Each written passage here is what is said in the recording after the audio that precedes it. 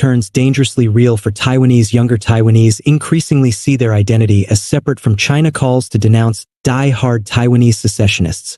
A tip line to report them and punishments that include the death penalty for ringleaders. Beijing's familiar rhetoric against Taiwan is turning dangerously real. The democratically governed island has grown used to China's claims.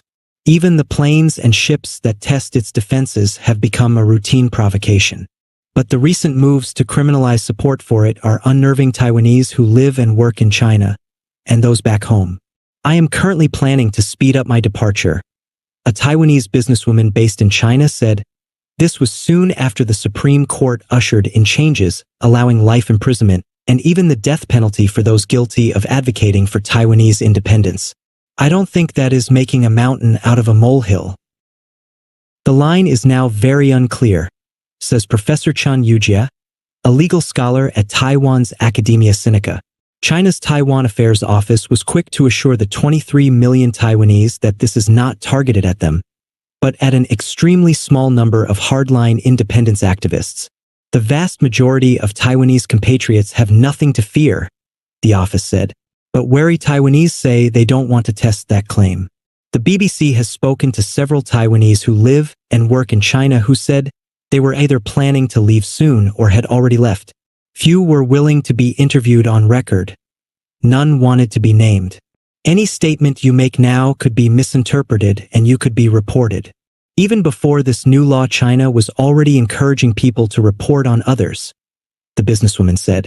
That was made official last week when Chinese authorities launched a website identifying Taiwanese public figures deemed die-hard separatists. The site included an email address where people could send clues and crimes about those who had been named or anyone else they suspected. Scholars believe Beijing hopes to emulate the success of Hong Kong's national security laws, which it said were necessary for stability, but they have crushed the city's pro-democracy movement as former lawmakers, activists, and ordinary citizens critical of the government have been jailed under them.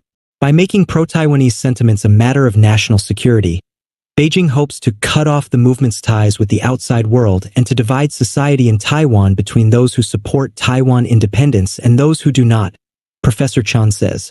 She believes the guidance from the Supreme Court will almost certainly result in prosecutions of some Taiwanese living in China.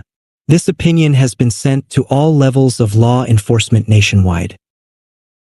So this is a way of saying to them, we want to see more cases like this being prosecuted, so go and find one. China dislikes Taiwan's President William Lai Ching-te and has called him a separatist.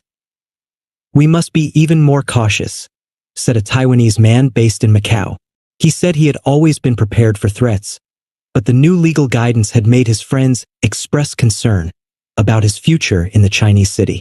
In recent years, patriotic education has become prevalent in Macau, with more assertive statements on Taiwan creating a more tense atmosphere compared to pre-pandemic times.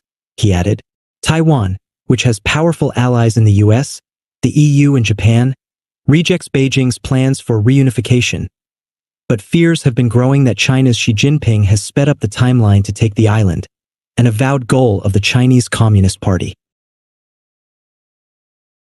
For more than 30 years, Taiwanese companies, iPhone maker Foxconn, advanced chips giant TSMC, and electronics behemoth Acer, have played a key role in China's growth. The prosperity also brought Taiwanese from across the strait who were in search of jobs and brighter prospects. I absolutely loved Shanghai line to take the island, an avowed goal of the Chinese Communist Party. For more than 30 years, Taiwanese companies, iPhone maker Foxconn, advanced chips giant TSMC, and electronics behemoth Acer, have played a key role in China's growth. The prosperity also brought Taiwanese from across the strait who were in search of jobs and brighter prospects. I absolutely loved Shanghai when I first moved there. It felt so much bigger, more exciting, more cosmopolitan than Taipei, says Zoe Chu Star. She spent more than a decade in Shanghai managing foreign musicians who were in high demand from clubs and venues in cities across China.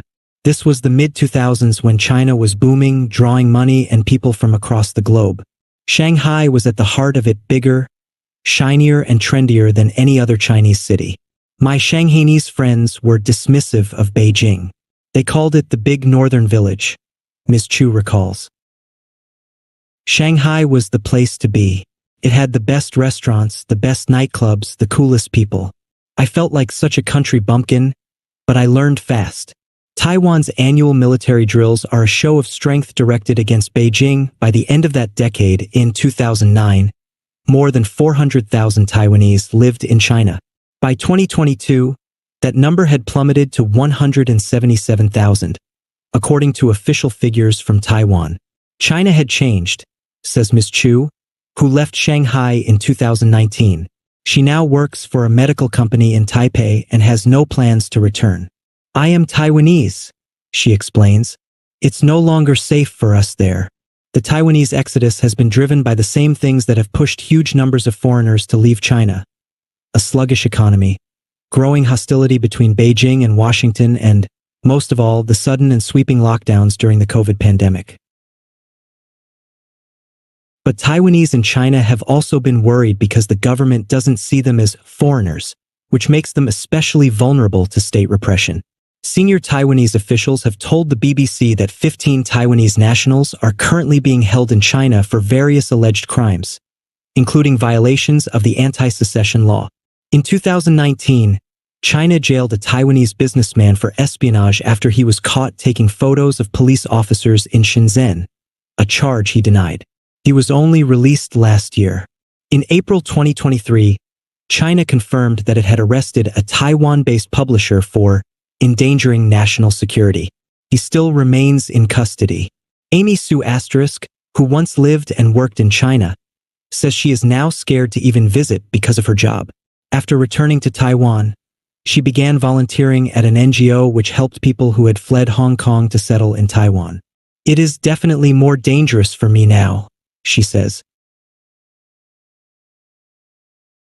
In 2018, they began using surveillance cameras to fine people for jaywalking, and the system could identify your face and send the fine directly to your address.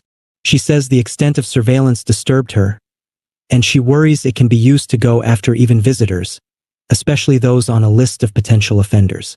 Rights groups say China has one of the most expansive surveillance systems. Oh, I am definitely on the list.